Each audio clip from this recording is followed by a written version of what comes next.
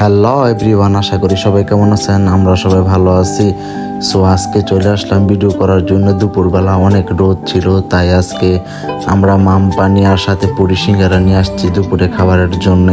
2-3টা video করার পরে সবারই মোটামুটি একটু ক্ষুধা লাগছে, কারণ দুপুরবেলা গেছি তো সবারই একটু ক্ষুধা লাগছে আর কি। তাই ভাবলাম যে সবাই মিলে একসাথে পুরি সিঙ্গারাটি খেয়ে তারপরে আবার ভিডিও করব। তাই এখন সবাইকে আমি পুরি সিঙ্গারা ভাগাভাগি করে দিতেছি, সবাইকে সমান ভাগে পুরি সিঙ্গারা ভাগ করে দিতেছি।